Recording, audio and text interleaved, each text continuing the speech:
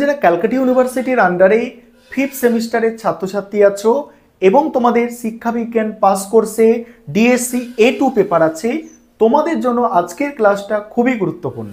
আজকের ক্লাসে তোমাদের গুরুত্বপূর্ণ 4টি 10 নম্বরের প্রশ্নের উত্তর নিয়ে আলোচনা করব, যেগুলো তোমাদের পরীক্ষার জন্য খুবই গুরুত্বপূর্ণ। তাহলে তোমরা দেখে নাও ডিএসসি A2 পেপার থেকে 4টে গুরুত্বপূর্ণ 10 নম্বরের প্রশ্ন উত্তর। আরেকটা বিষয় তোমাদের এখানে বলবো, তোমাদের এই সাবজেক্টের ওপরে স্টাডি মেটেরিয়াল তৈরি করা হয়েছে। তোমরা যদি কেউ স্টাডি মেটেরিয়াল পারচেস করতে ইচ্ছুক থাকো, স্ক্রিনে যে নম্বর দেখতে পাচ্ছ এই নম্বরে যোগাযোগ করে স্টাডি মেটেরিয়াল পারচেস করতে পারো। আজকের ক্লাসে তোমাদের গুরুত্বপূর্ণ 4টি 10 নম্বরের প্রশ্নের উত্তর নিয়ে আলোচনা করব ডিএসসি A2 পেপার থেকে।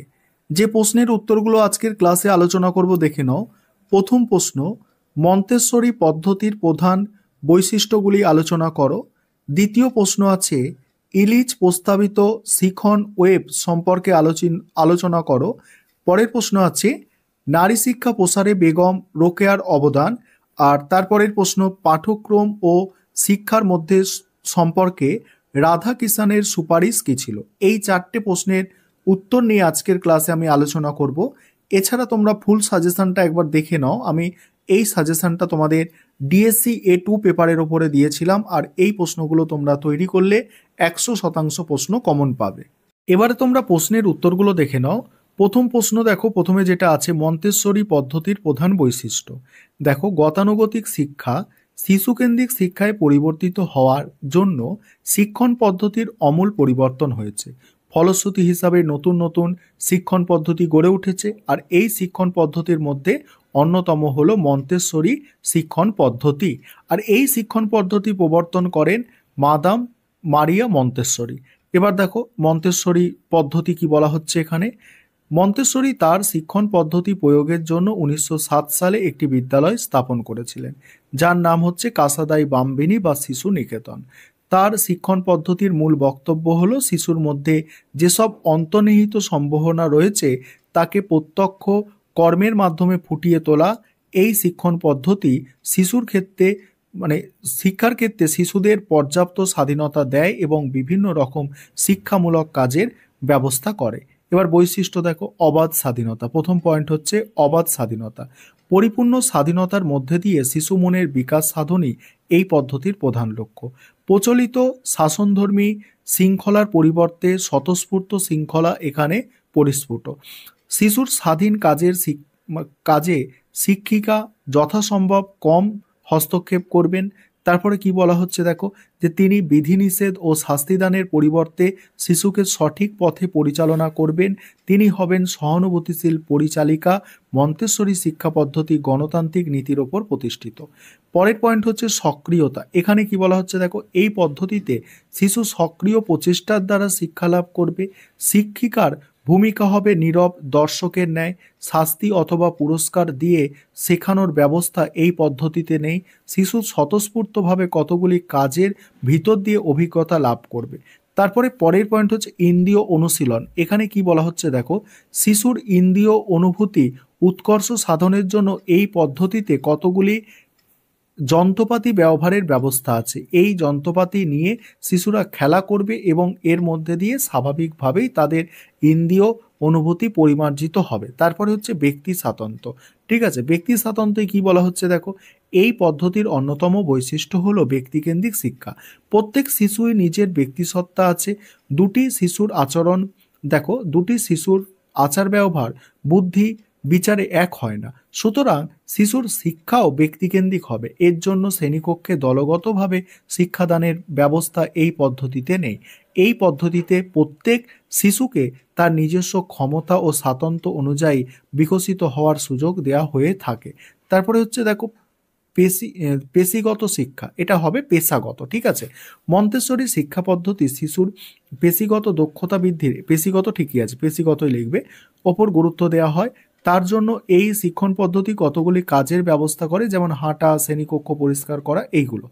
তারপরে ইলিচ প্রস্তাবিত শিখন ওয়েব সম্পর্কে আলোচনা, দ্বিতীয় প্রশ্ন যেটা, সেখানে কি বলা হচ্ছে দেখো, শিক্ষা হলো মানব জীবনের অন্যতম গুরুত্বপূর্ণ উপাদান, যা ব্যক্তি ও সমাজের উন্নয়নের প্রধান ভূমিকা পালন করে। ইভান ইলিচ একজন বিখ্যাত দার্শনিক এবং দেখো সমাজ চিন্তাবিদ, যিনি শিক্ষার প্রথাগত কাঠামো এবং প্রাতিষ্ঠানিক সীমাবদ্ধতাগুলি তুলে ধরে শিক্ষায় স্বাধীন এবং ব্যক্তিকেন্দ্রিক দিককে তুলে ধরেছে। তার বই দেখো, বইটার নাম আছে দেখো ডি স্কুলিং সোসাইটি। তিনি শিখন ওয়েব বা লার্নিং ওয়েবের ধারণা প্রস্তাব করেন, আর এটি শিক্ষার জন্য একটি অপ্রথাগত এবং বিকল্প পদ্ধতির প্রস্তাবনা, যেখানে ব্যক্তিরা তাদের প্রয়োজন ও আগ্রহ অনুসারে জ্ঞান অর্জন করতে পারে। এবার দেখো ইলিচ প্রস্তাবিত শিখন ওয়েবের ধারণা। শিখন ওয়েব হলো এমন একটি ব্যবস্থা বা প্রথাগত বিদ্যালয় যা শিক্ষা প্রতিষ্ঠান নির্ভর থেকে মুক্ত হয়ে শিক্ষার স্বাধীনতাকে জোর দেয়। ইলিচ মনে করেন যে প্রথাগত শিক্ষা প্রতিষ্ঠানগুলি শিক্ষাকে একটি পণ্য হিসাবে বিক্রি করে, যা জ্ঞানকে সীমাবদ্ধ করে এবং স্বাধীন চিন্তাকে বাধাগ্রস্ত করে। তিনি 4টি প্রধান উপাদানের উপর ভিত্তি করে শিখন ওয়েব কাঠামোর প্রস্তাব করেন। এখানে দেখো কি কি আছে, দেখো প্রথম পয়েন্ট হচ্ছে কৌতূহল ও আগ্রহের ভিত্তিতে সংস্থান প্রদান, এই পয়েন্টটা দেখে নাও। দ্বিতীয় পয়েন্ট আছে কি, দ্বিতীয় পয়েন্ট হচ্ছে জ্ঞান বিনিময় এবং সহায়ক নেটওয়ার্ক গঠন। 3 হচ্ছে দক্ষতার বিনিময়। 4 হচ্ছে শিক্ষার জন্য স্বাধীন পরিবেশ। এবারে তার গুরুত্ব, শিখন ওয়েবের যে গুরুত্ব দেখো, গুরুত্ব 1 নম্বর 2 নম্বর এইভাবে পয়েন্ট করে লেখা আছে, তোমরা একটু জাস্ট দেখে নাও। এবারে সীমাবদ্ধতা আছে, তারপরে সীমাবদ্ধতাগুলো তোমরা দেখো, সীমাবদ্ধতার পরে শেষে উপসংজ্ঞা দিয়ে শেষ করা হয়েছে। এবার পরের যে প্রশ্নটা আছে, পরের প্রশ্ন হচ্ছে নারী শিক্ষার প্রসারে বেগম রোকেয়ার অবদান, বা নারী শিক্ষা ক্ষেত্রে বেগম রোকেয়ার অবদান আলোচনা করো। এই প্রশ্নটা মোস্ট ইম্পর্টেন্ট একটা প্রশ্ন। কি বলা হচ্ছে দেখো, বিংশ শতকের গোড়ার দিকে ভারতীয় উপমহাদেশে অজ্ঞতা, অশিক্ষা, কুসংস্কার, তারপর দেখো কূপমণ্ডূকতায় আচ্ছন্ন সমাজ ব্যবস্থায় নারী ছিল অবহেলা, বঞ্চনার শিকার। এইরূপ পরিস্থিতিতে বাংলার মুসলিম নারী সমাজের মুক্তির অগ্রদূত হিসাবে বেগম রোকেয়ার আবির্ভাব। নারী আন্দোলন, সমাজ সংস্কার প্রভৃতির ক্ষেত্রে তিনি মুসলিম নারীর জাগরণের অগ্রদূত হিসাবে স্মরণীয় হয়ে থাকবেন। তারপর কি আছে দেখো, শিক্ষা সম্বন্ধে রোকেয়ার ধারণা। রোকেয়া ছিলেন মূলত সমাজ সংস্কারক। তিনি উপলব্ধি করেছিলেন যে নারী জাতির উন্নতি ও নারী মুক্তির প্রথম শর্ত হলো শিক্ষা। রোকেয়ার মতে শিক্ষার অর্থ কোনো সম্প্রদায় বা জাতির বিশেষ অন্ধ অনুকরণ নয়, ঈশ্বর প্রদত্ত ক্ষমতাকে অনুশীলনের মাধ্যমে বিকাশ ঘটানোই শিক্ষা। কেবল পাস করা বিদ্যাকে প্রকৃত শিক্ষা বলা যায় না। শিক্ষার অর্থ ব্যাখ্যা করে রোকেয়া বলেন, শিক্ষার অর্থে আমি প্রকৃত সুশিক্ষার কথাই বলি। গোটাকতক পুস্তক পাঠককারীদের বা 2 ছত্র কবিতা লিখতে পারা শিক্ষা নয়।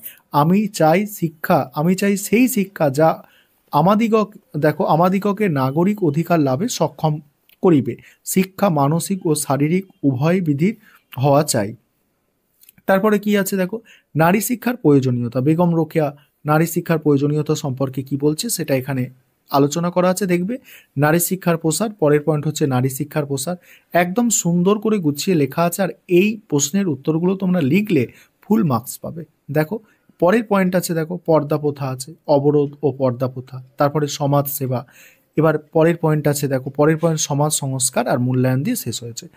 এবার পরের যে প্রশ্ন, 4 নম্বর প্রশ্ন, অর্থাৎ আজকের ক্লাসের আমাদের শেষ প্রশ্ন থাকছে পাঠ্যক্রম ও শিক্ষার মধ্যে সম্পর্কে রাধাকিষানের সুপারিশ। প্রথমেই ভূমিকা, যে ভারতের প্রথম রাষ্ট্রপতি ডক্টর সর্বপল্লী রাধাকিষান ছিলেন একজন বিশিষ্ট শিক্ষাবিদ এবং দার্শনিক। 1948 সালে তার নেতৃত্বে গঠিত শিক্ষা কমিশন উচ্চ শিক্ষার মানোন্নয়নের জন্য বিশেষ গুরুত্বপূর্ণ সুপারিশ করে।